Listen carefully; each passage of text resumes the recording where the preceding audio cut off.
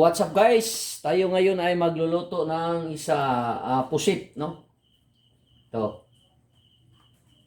Dalawang pusit ito guys. Half kilo lang to. Ito ay may kasamang ating ricados ay kalabasang puti. Pusit na may kalabasang puti. Ito naman ang ating mga sangkap, no? Kamatis, itong sili at sal, at saka yung siling mahaba, espada sa amin, no? Saka yung Bombay, no? Ito na guys.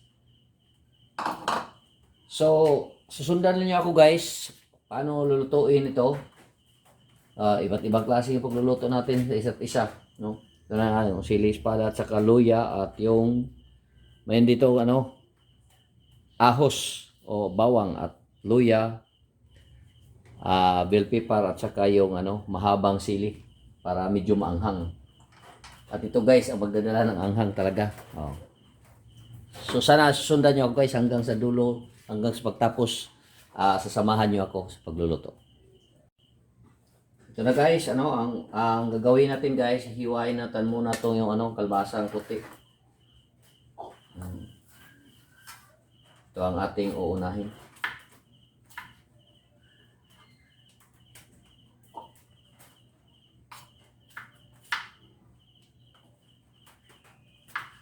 Hindi lang masyadong malaki guys kasi matutunaw lang to. Malalasaw to. Talagang lumambot itong kalabasang puti. Iba to sa kalabasang orange o yellow.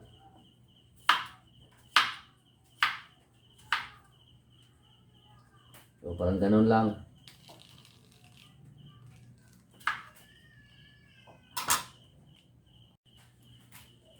Ito guys, isusunod natin guys ang pagkukuha ng laman nitong pusit. Sa amin dito tawag to nokos, no? Makikita nyo guys, ito guys, itlog to guys, kanyang itlog to guys, no? Ito ang kanyang intestine o ang kanyang lamang loob. Ito kailangan itapon to guys, dito kasali. Pero ito guys, pwede ito yung sinasabi nating itlog at saka yung parang ink niya, yung maitim, yung tawag sa amin ata, apil to, kasali to. Okay, saka yung ulo. Yun lang guys, pag hihiwalay, himayin natin to guys, hiwain natin guys.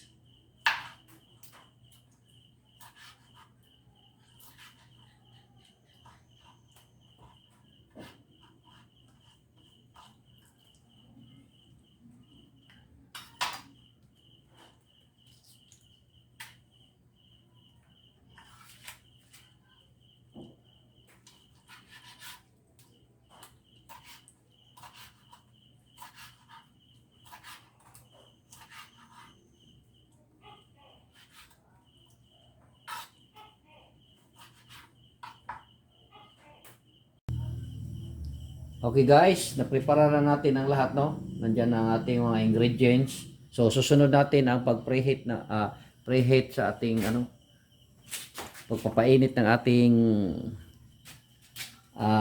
pan. So lagay natin mantika guys.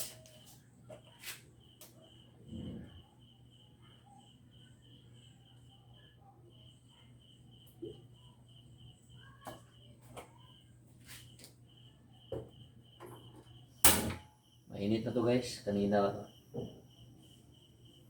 So ito, ang isusunod natin, itong unahin natin ang tamatis, no? Igisa natin ang tamatis kasi masarap to. Maasim ang sabaw nito na medyo matamis-tamis.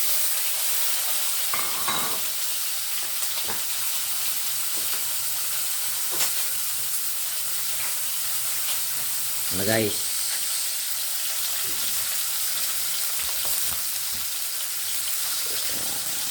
igisa na natin.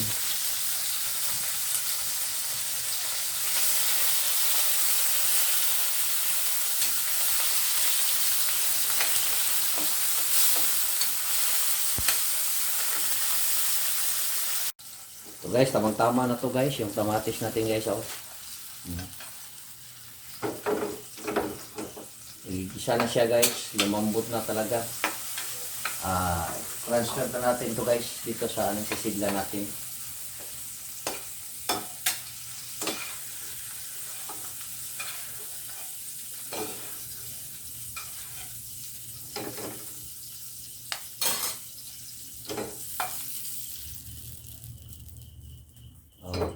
Sasayin natin to guys. Mamaya sasali natin yan. Gagamitin natin yan.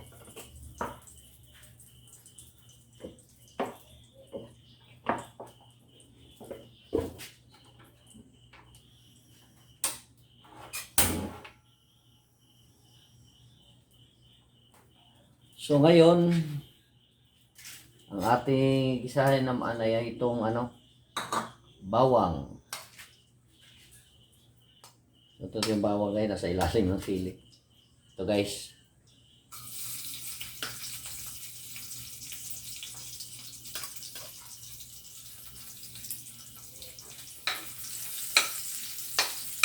Pag mag golden brown na to guys, yung bawang, susunod natin ang itong tinatawag nating onion o bombay.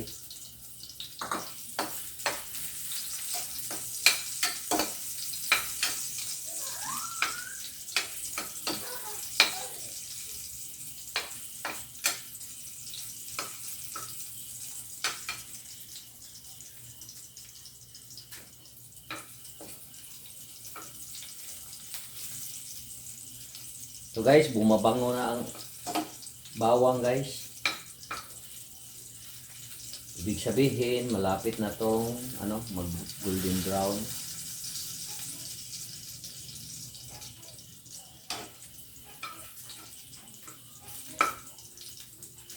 Ngayon guys, isunod natin yung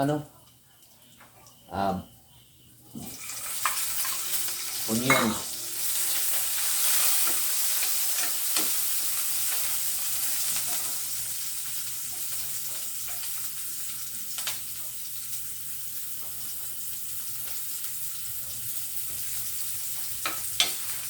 Pagkatapos ng onion guys, ito ang ating luya guys.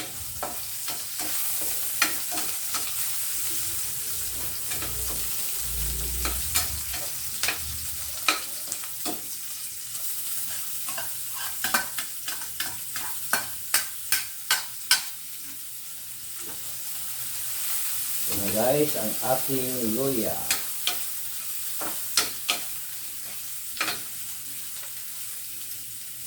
At ngayon, ang ating namang main ingredients yung pusit.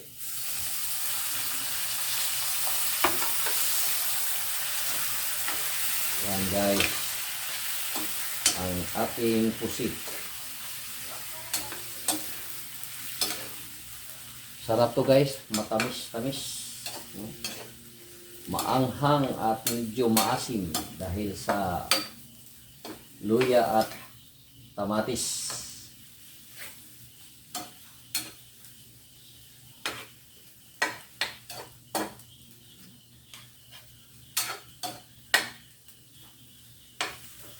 Mga 4 to 5 minutes guys, pag lumambot na to guys, atin ang ilalagay ang tamatis at yung sabaw.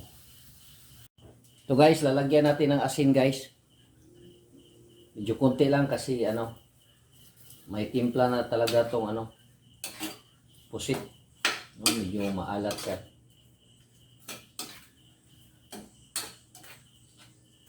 Ito guys, palapit nang lumambot guys ang ating pusit.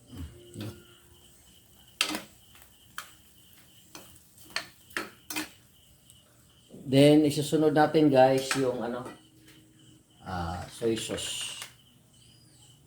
Hindi na masyado guys, marami guys para hindi maalat, para lang ito pabango. Balance ng taste.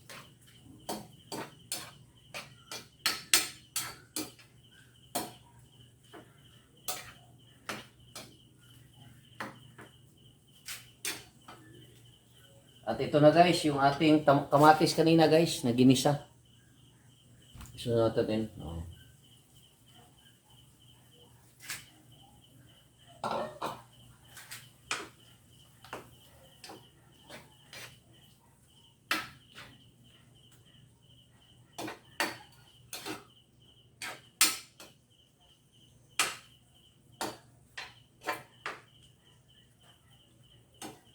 Mga 2 minutes guys, ganina, guys. O 3. Takpan natin ito at babalikan natin.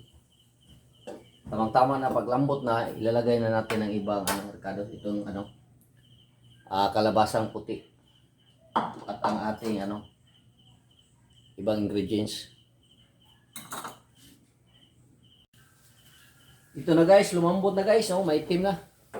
Kasi ang yung ata niya o yung tawag sa amin ng ata, yung ink. Sinali natin kaya matamis-tamis ito. Pero maitim lang. Pero nandyan ang sarap. Susunod na natin guys itong guys, sili at sal. No? Bell pepper. Bell pepper eh.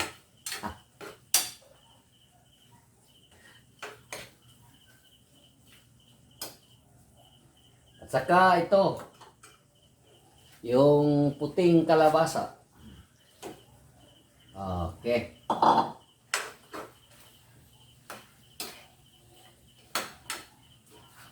Malambot na yung ating pusit guys kasi ang mga 5 or 6 minutes natin pinakukuluan para sarap sa pagkain.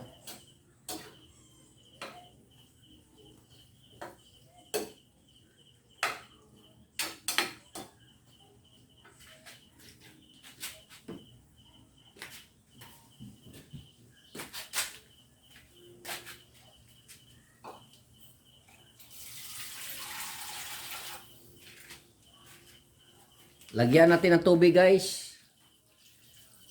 Ito lang.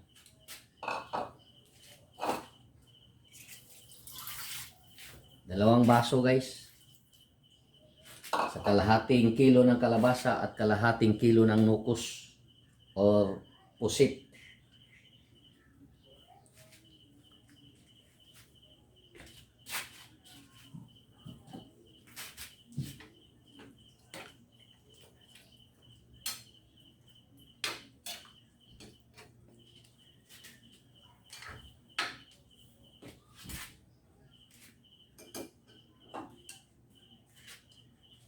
So guys, tatakpan muna natin guys para madaling lumambot ang kalabasang puti.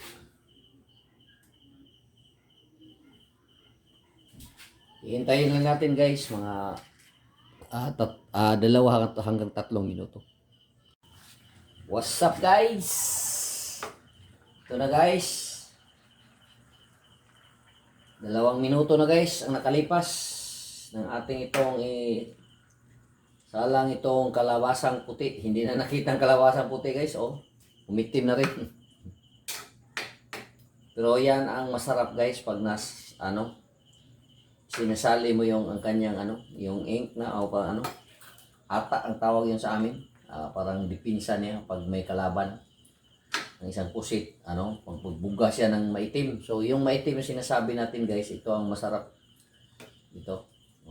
Tingnan mo guys, maitim ang ating sabaw. Pero matamis na masarap siya guys. So tikman natin guys. Talaga masarap guys. So kami lang 2 asawa ko guys ang kumakain ito.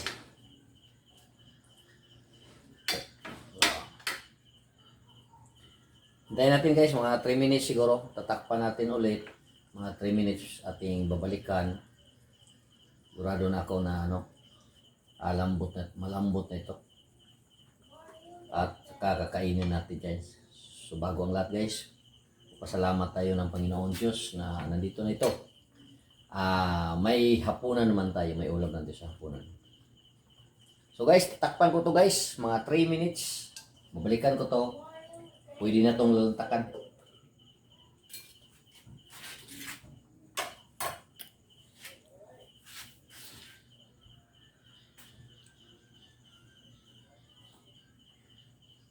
Ito na guys. Lumambot na guys. So ito, final sa tingin. Lalagyan natin ng para maanghang siya konti. Hindi lang ito masyado guys. Kasi may luya na yan. At saka may sili na. So guys, thank you for watching. Sana sa susunod na mga vlog, aabangan ninyo. Tayo magsama-sama para tayong lahat ay angat at umasinso. Mabuhay ang Pilipino. Salamat guys.